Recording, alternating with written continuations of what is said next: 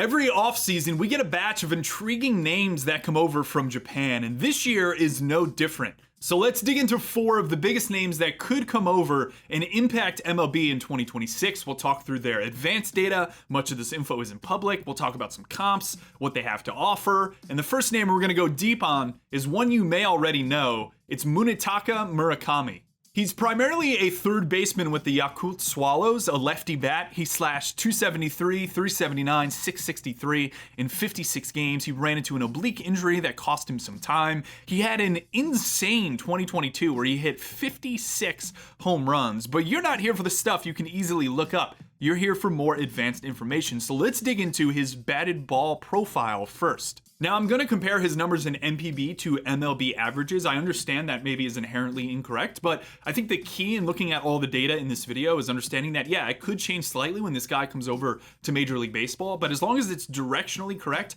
I think we can hone in on the guy's fingerprint as a player, and that's really what we're trying to get at in this video. Murakami mashes the baseball. No matter what stat you look at to gauge damage, he looks really good. I'm going to hone in on one here called hard hit launch. This is essentially asking, when you hit the ball hard, so above 95 miles per hour, are you hitting it in the air? And the answer for Murakami is absolutely yes. If we search for MLB left-handed hitters who have that hard hit launch above 17 degrees and a 90th percentile exit velocity above 108 miles per hour, we'll go with a minimum 100 games last year. We get 7 players: Ohtani, Schwarber, Kurtz, Riley Green, Corbin Carroll, and then Matt Wallner and Weiler Abreu. This, to me, is a pretty great list to be on. That is, until you look at the primary reason there is skepticism around Murakami's profile. My man whiffs a lot. His overall contact rate was 63% this season, where the MLB average is around 75%.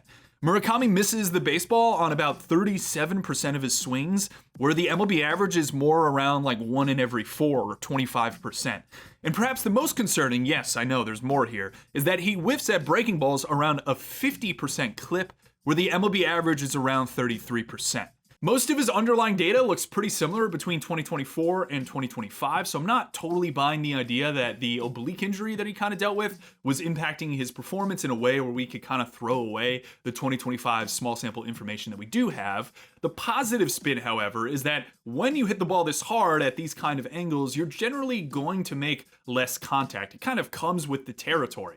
Of those 7 names I mentioned, when you compare their averages to Murakami's as opposed to the MLB average broadly, he kind of fits in. You'll often hear people in the baseball space say make more contact, or this guy strikes out too much for the amount of power he has, when some of the best hitters in baseball actually aren't that great at making contact. They just do enough damage when they do make contact that in the end, nobody really cares. Everything exists on a spectrum. But you already know the obvious issue here. I'm comparing apples to oranges, which, yes, was intentional. Murakami is posting these numbers against considerably worse pitching than he'll see in MLB. The average fastball in NPB this year was 91.4 miles per hour, and it was 94.4 in Major League Baseball. Murakami is whiffing at what we can assume are objectively worse breaking balls than he's going to see in MLB. So we're sitting on a profile that has massive contact issues against not MLB pitching, but the bat to ball impact data here looks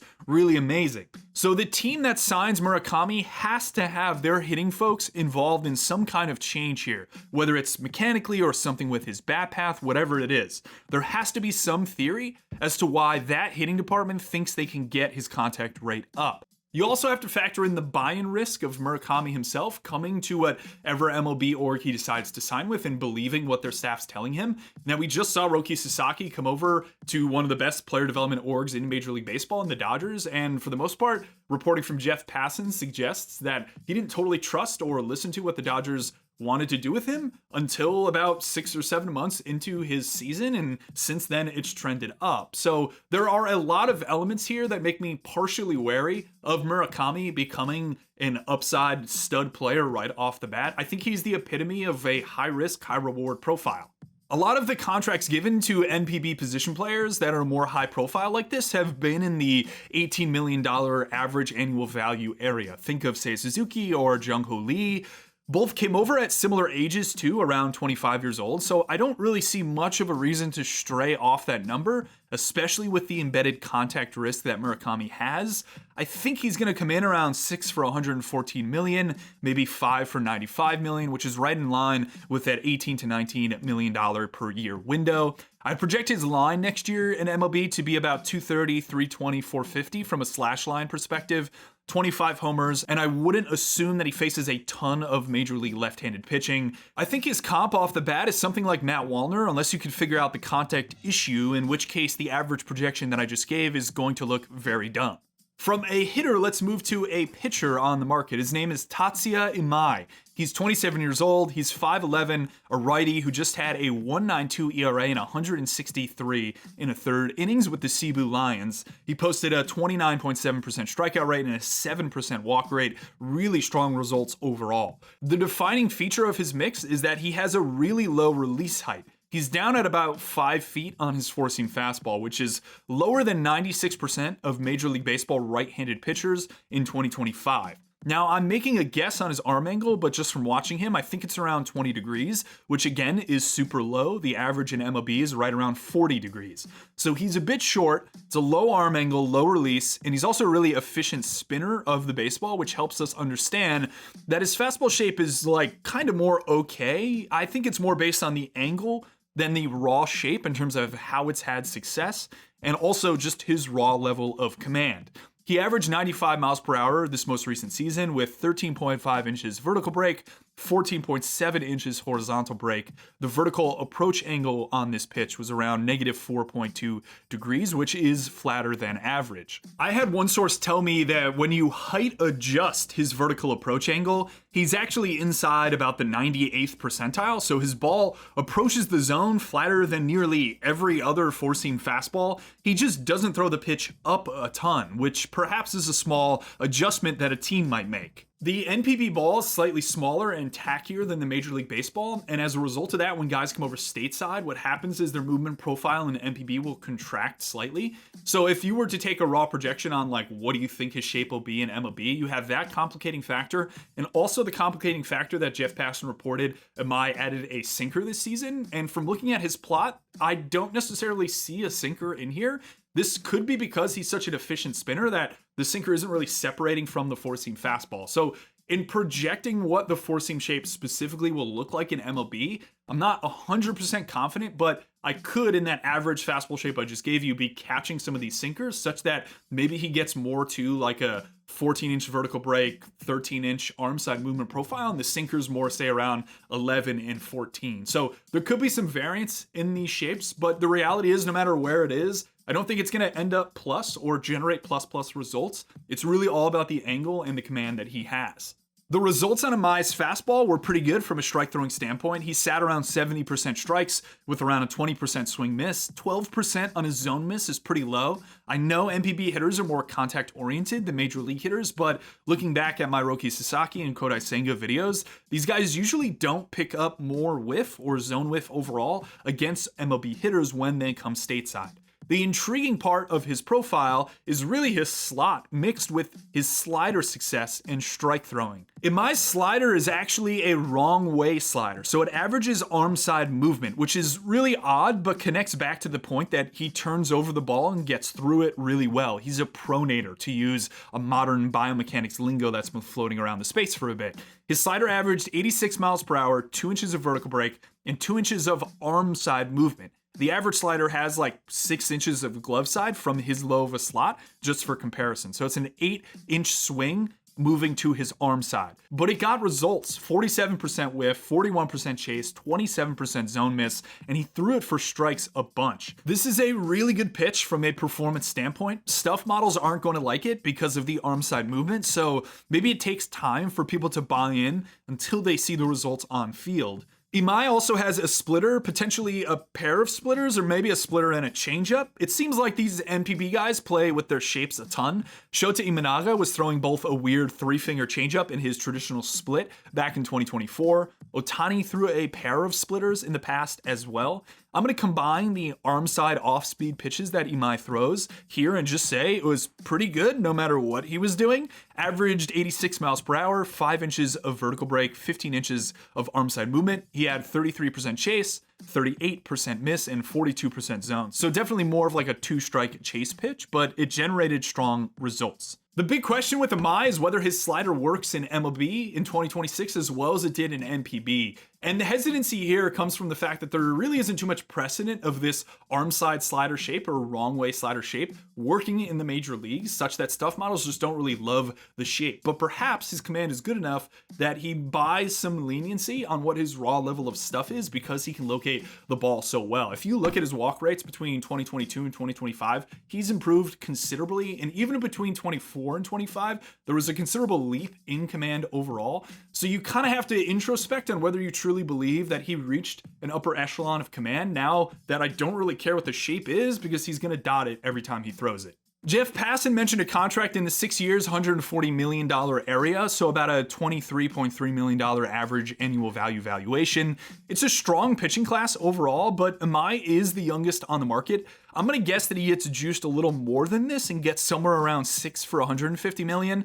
And I'll project his line in 2025 to be 170 innings of a 3.7 ERA, 1.15 whip, 23% strikeout rate with some variance here, and a 7% walk rate, maybe a little bit under a homer per 9. If you want a comp for Imai, I'm going to go with Luis Castillo. That line I just projected is pretty dead on to what Castillo did last year, actually. I threw this comp to somebody in a major league org, and they thought Imai had more hand feel in the shapes that he's creating, so potentially some juice over the present day Luis Castillo, which I think is more than justifiable at the 6 for $150 price. Before we dig into another pitcher, Hiroto Saiki, I want to shout out two people. The first one being Yakult Cosmopolitan, who does awesome work covering MPB on X. I'll link to his account in the video description. He also DM'd me a pronunciation guide for these names that we're talking about here, so I hope I've done that justice. The second one is that in a prior video of mine, I mentioned I was going to learn some Python this offseason to just brush up on something new, learn something new, and I really wanted to be attached back to baseball and help me learn how to plot and some other things. And I was surprised how many people reached out and said that if I needed help, they were willing to be of assistance. And that makes me think, the baseball community is great. If you have similar sentiments to me and maybe are thinking about learning a software like this, you should definitely check out my friend John's Substack. It's called Data Warehouse. He has great analysis in there, but more importantly, he has a Python-specific baseball course that is connected to the data that I look at all the time in Baseball Savant. It's a really cool course. I'm just jumping into it right now, and I will link to that as well in the video description if you are interested. Hiroto Saiki is a name that I did not know prior to this video. He threw 157 innings this most recent season with the Hanshin Tigers. 1.55 ERA is really, really good, and he had a whip of 106. 20% strikeout rate is a bit low, but a really strong 7% walk rate for a bit more of a meddling strikeout minus walk rate than our guy Imai. I'm intrigued here because he does some funky stuff from the right side. The big thing off the bat that contrasts with Imai is that Saiki has massive extension. One source I talked to had him up to 7.5 feet, which for a pitcher who stands 6'2" is like almost unbelievable. But he does have this delayed triple extension of his back leg that's reminiscent of other big extenders for their size. Think Grant Taylor and Freddie Peralta. Maybe he's more like 7 feet of extension stateside and not 7.5 feet, but really I'm nitpicking. It's big extension, we can see that, and when you mix that with a very vertical slot, you get a release height that's still above the major league average at 6 feet. It's just a really funky combo of a variety of release trait variables. And given that slot, Saiki has a very vertical fastball. Now again, this pitch is going to contract slightly with the Major League Baseball, but in MPB, he averaged 93.5 miles per hour, 21 inches of vertical break, and 6 inches of arm side movement. I'd expect it to be more like 20 inches of vert with the Major League ball, maybe around 5 inches of arm side at that same velocity. Saiki has good spin capacity as well, which I didn't mention with Imai because Imai's is more like average to lowish, but Saiki's averaging about 2,600 RPMs on his four-seamer, should be about 2,500 with a Major League Baseball. The main purpose of that spin is just that he has more avenues for breaking ball shapes from a development standpoint.